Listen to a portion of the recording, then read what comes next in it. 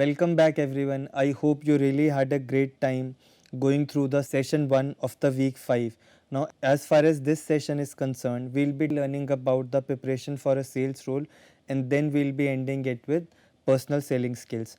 Now, as far as preparing for a sales role is concerned, we can't deny the fact that selling today has completely changed. It's not like earlier times. We have technology that has completely made our lives upside down, and there is ruthless competition in the market. The salesperson are required to be on their toes because there are so many options which are available to the prospects or customers that they will not even think twice before moving to the another player. That's why we say that relationship building and nurturing those relationships from the day one itself when the salesperson meets the prospects or customers is of crucial importance.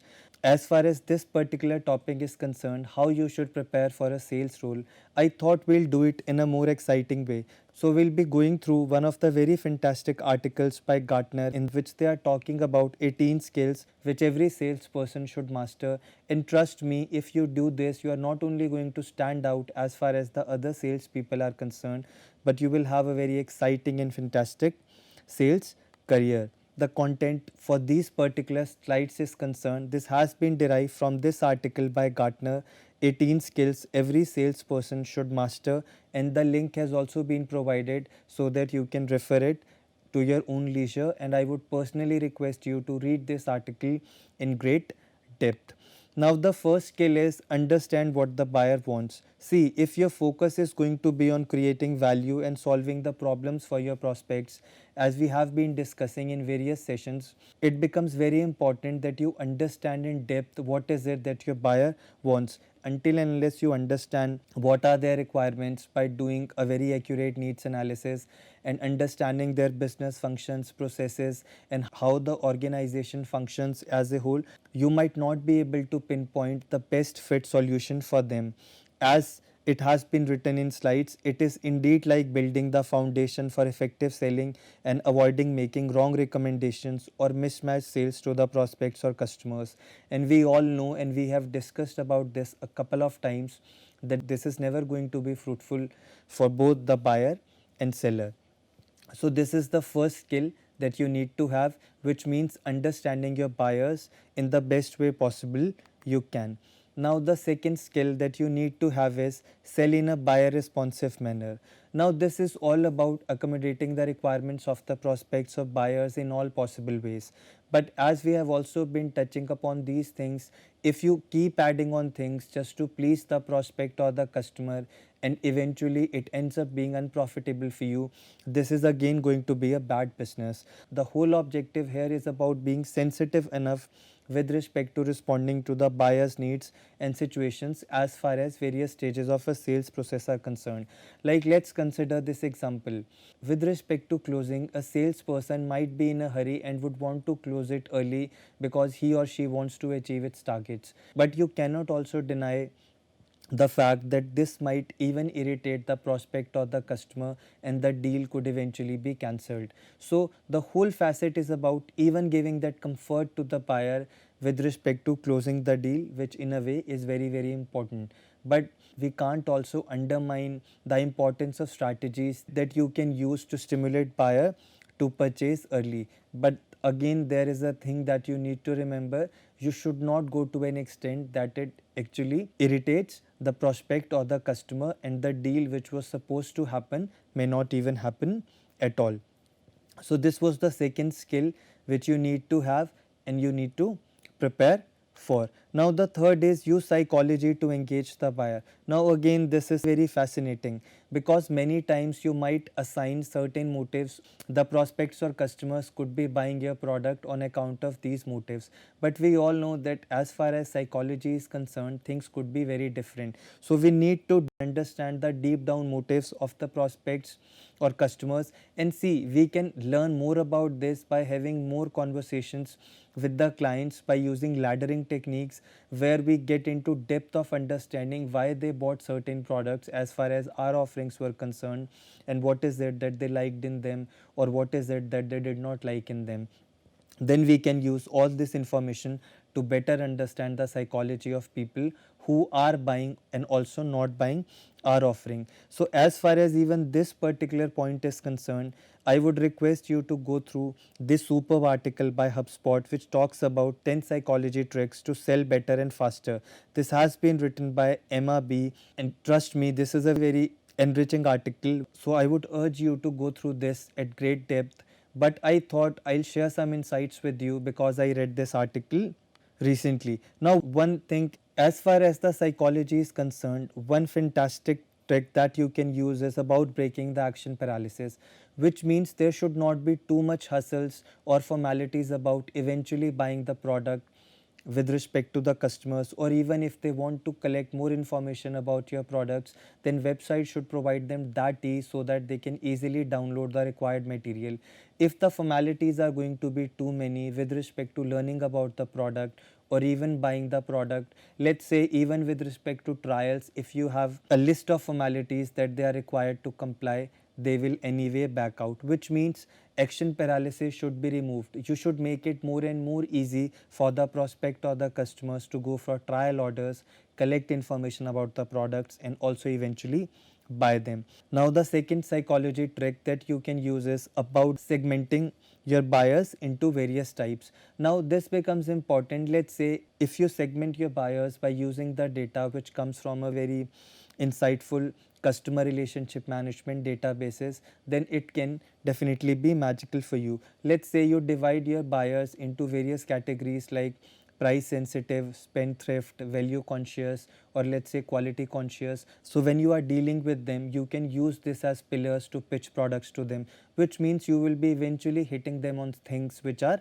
important for them, which will make it very easy for you to close the deals or to persuade them to buy in all right ways. Now, the third trick which can be used is power of labels, which means in a very subtle way, while you are having conversations with the prospects or customers or clients, if you allocate right labels to them, let's say if while talking with a particular prospect, I label them as very rational, who will be making right choices, and then I definitely drive them towards how this product is the best or is going to be beneficial in bringing value to an organization, they might even get a step closer. Because as far as the psychology research is concerned, power of labels has been found to play a very critical and influential role. Now, the next thing is about highlighting strengths but admitting negatives or weaknesses.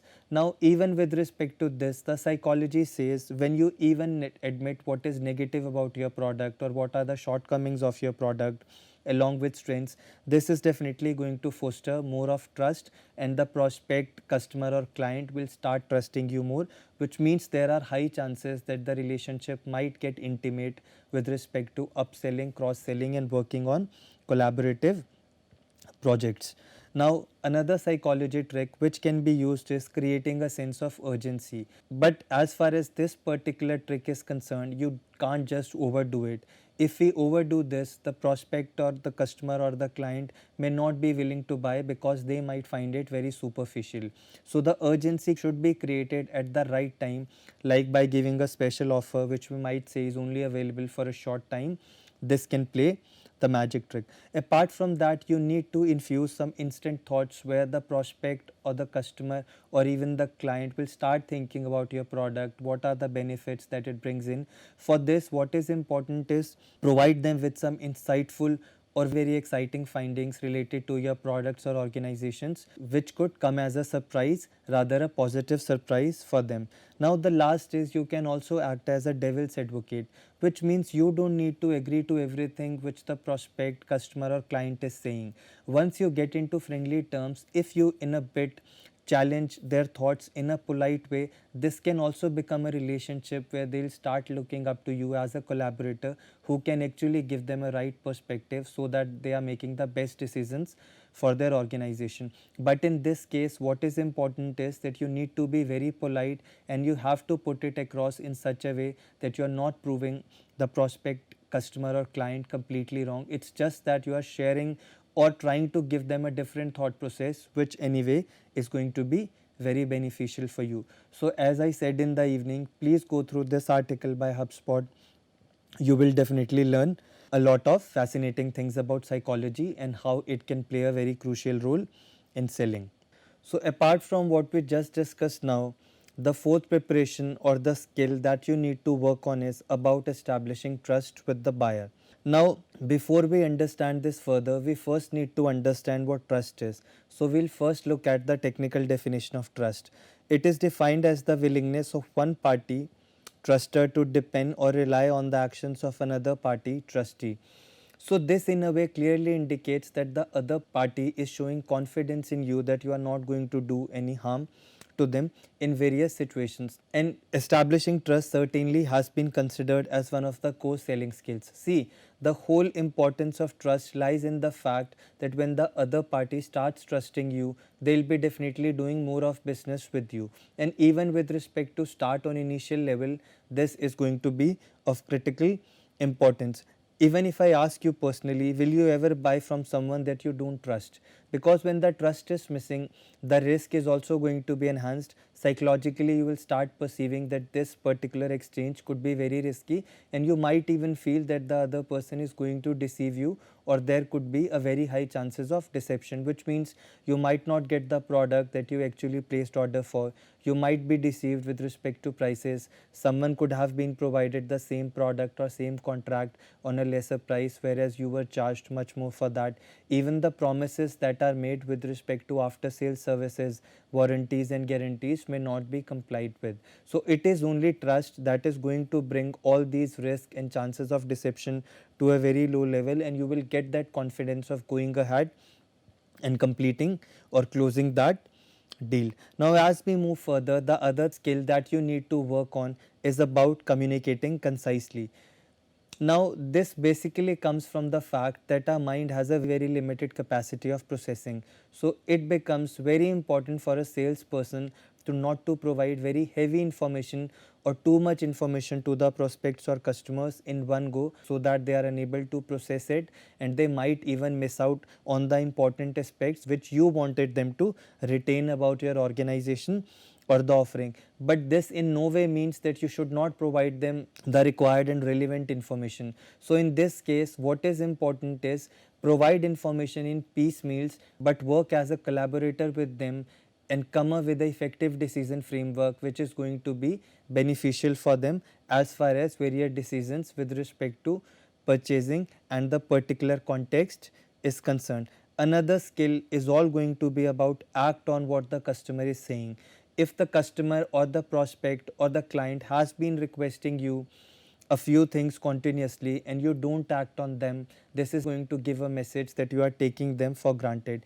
Even if there is something which can't be complied with, then also you owe an explanation to them why this could not be done or what are the various ways through which this can be done, let's say through revision of offer or through some other means, because non-compliance is definitely not going to be good for long-term relationships, and this is also going to indicate that you are taking the prospects or customers for granted. The another skill which you need to master is going to be about being short about the subject matter, which means you should definitely invest time in learning about the pros and cons of your product. Whenever you are meeting prospects, customers or clients, you should be in a position to display how your offering is superior to the competitors. And most importantly, you should make them understand how the product or offering that you want to provide them will solve their problems. This requires an in-depth knowledge about the product and also understanding of the competitor's product, because whenever you will start drawing a comparison, you might face questions from the prospect or customers or clients, and when you are not thoroughly prepared for it, it might come across chaotic, or the prospect or customers or client might also feel that you are trying to bluff, which again is going to be a deal breaker. Now, another thing is help as opposed to closing. See, we have discussed about this a couple of times throughout this course. Now, you should not focus on closing. If your objective is going to be about helping the prospects or customers in solving their problems, this can be done via selling, which means, let's say there is a situation when you have realized that your product is not going to be the best fit for the prospect or the customer, then you should not take that deal forward. You could be in a pressure of achieving targets, but trust me, this is again going to be a deal breaker in long run, or this is only going to turn against you in long term, because you will end up losing the chances of striking better deals, or in a way we can say the chances of upselling or cross selling will be vanishing, right? So another skill which you need to work on is about telling compelling stories. If you are going to give an overdose of products, features and benefits to the prospects, customers or clients, they might find it boring, and they might seem the every person who comes talks in the same way, or it might appear to be very monotonous for them. But one thing which can intrigue them to buy a product or gain some interest in that is going to be about the stories that you built around your product benefits, or how your product has been adding value for your existing clients. So this is something which they might find exciting, or they might even pay so much attention to. So I really hope that you enjoyed learning about the skills that we are discussing with respect to the Gartner's article. So when we'll be moving to the next module, we'll be taking this forward, and I'm very sure you are going to enjoy this a lot more, because this is something which holds a lot of importance as far as the practical sales dynamics are concerned. So looking forward to meeting you in the next session. Thank you.